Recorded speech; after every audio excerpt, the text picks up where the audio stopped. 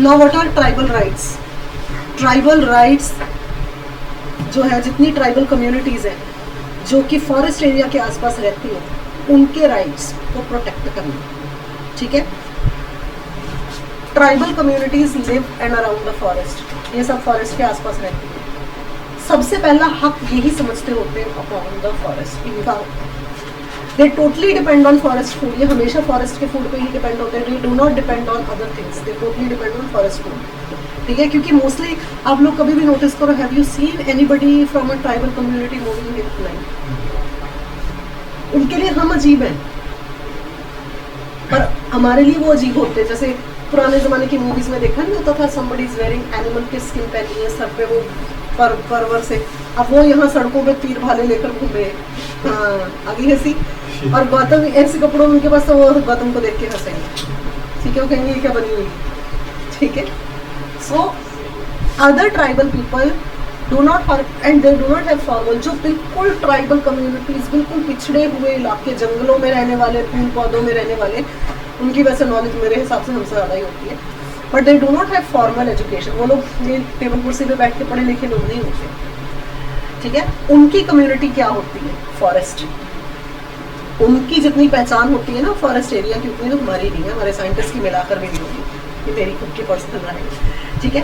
But they have good knowledge of wild plants and animals including their benefits to human. उनके पास पूरी knowledge होती है, अच्छे प्लांट कौन से है, अच्छी ब्रीड कौन सी है, एनिमल्स कौन से अच्छे हैं, और ह्यूमन बींग्स का क्या बेनिफिट है फ्रॉम ऑल दीज, ठीक है। अब ट्राइबल,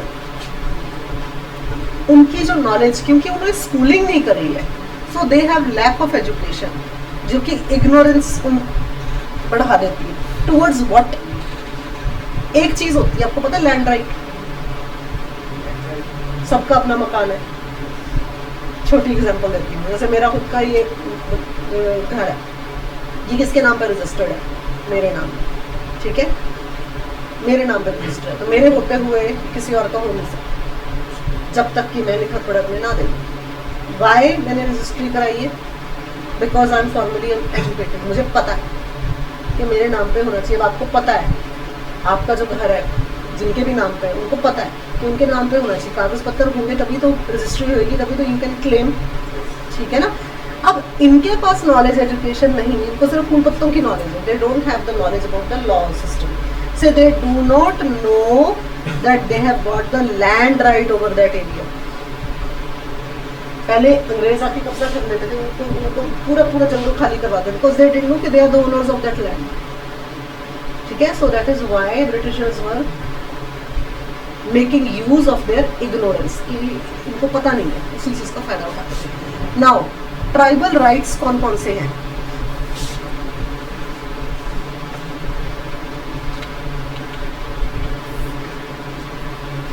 इनको जो होता है, एक बना हुआ है बोबो ट्राइब, 100 मेंबर्स वर फोर्सली, हाँ 2017 में ऑरेंज नेशनल पार्क जो बनी है 2017 में, तो एक कम्युनिटी के लोग हैं जिनको निकाल दिया गया। For example 2014 450 families of endogenic community, Baiga community were forcibly evicted from Kanha National Park to protect tigers. Many affected families did not receive rehabilitation and compensation as promised by the government.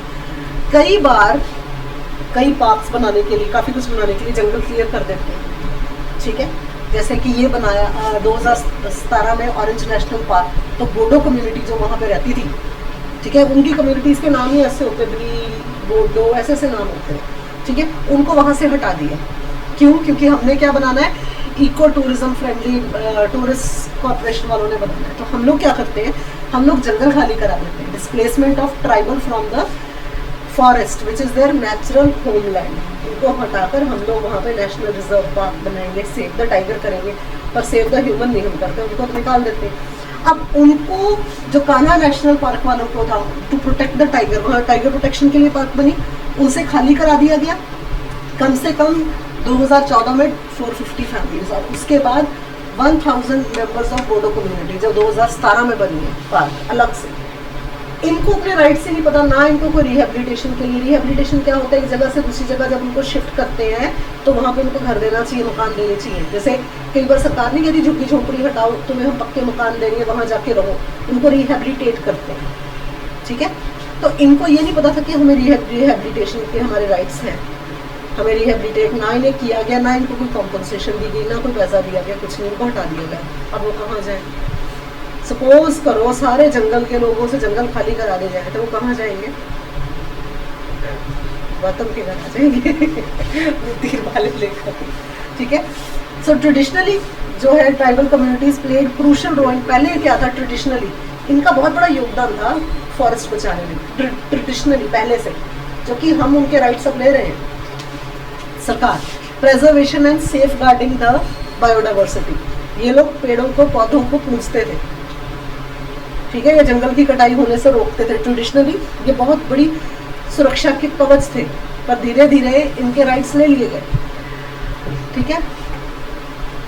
There low carbon footprint lifestyle has preserved carbon environment for millennium, पूरे millennium तक, क्योंकि ये तो carbon की wastage इतनी करते नहीं है, ना इन्होंने फैक्ट्री लगानी, ठीक है, ना इन्होंने फिशिंग करनी, ठीक है। हाँ, हंटिंग वगैरह कर लेते थे, पर उतनी की जितनी ज़रूरत है। पेड़ पौधों की रक्षा करते थे, ठीक है ना, फल फूल ही खा के गुजारा करते थे, ना इन्होंने कोई फैक्ट्री लगानी, ना इन्होंने कोई मशीनरी सेटअप करनी। तो ये तो बहुत मिलीनियम तक इन्होंने, मिलीनियम सेंचुरी तक इन्होंने कंजर्वेशन की है। उसके बाद क्या हुआ, जब there are many examples in India where tribal community played significant role in conserving wild life and forest. Example we consider traced of Biligirirangana hills of tiger reserve. Tiger reserve is also home of indigenous tribe community known Soliga. ये जो community है, ये tiger जहाँ पर अब बनाई ये जगह, पर पहले क्या थी, ये होम था किसकी, एक ट्राइबल कम्युनिटी की जिसका नाम था सोलिका, ठीक है।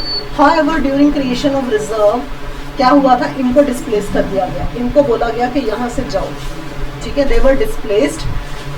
Recent reports say that tiger population is increasing in the reserve. It is traditional of Solanga to worship tiger as god, which helped in their conservation. For example, provides tribal people are better looking. हाँ, देखा जाए तो जो tribal community के लोग हैं वो ज़्यादा अच्छी देखभाल करते हैं।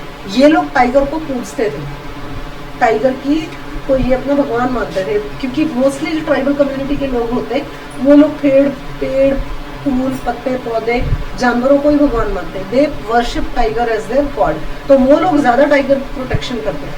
पर जब से उनको डिस्प्लेस कर दिया, हटा दिया गया, टाइगर कम्युनिटी भी लो होती है। और वो उसका कारण कौन होगा, बाकी लोग।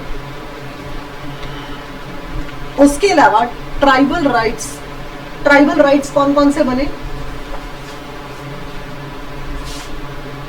कौन टाइप नियमित्री हिल रेंज में बने, ठीक है। हाँ, इन्होंने बनाए, यूनियन एनवायरनमेंट मिनिस्ट्री इन्होंने बनाए हैं, जो कि फॉरेस्ट एक्ट बना 2006 में, दोबारा अमेंडमेंट मीन्स बार बार सुधार।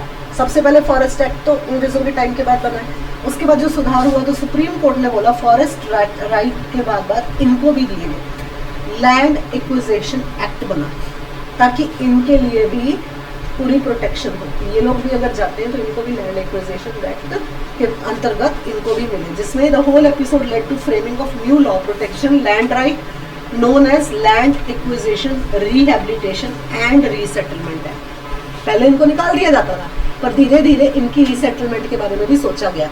उसके अंतर्गत कौन सा लैंड राइट बना, लॉ बना, लैंड एक्विजिशन मतलब एक्वायर करना, लेना। रिहेबिलिटेशन एंड रीसेटलमेंट है, रिहेबिलिटेट इनको किया गया और इनको रीसेटल, सेटल क्या होता है, सेटल होना, रीसेटल मतलब दोबारा से सेटल होना। सो दे वर गिवन दैट कि ये दोबारा से रीसेटल हो जाए, मतलब बाकी होता है।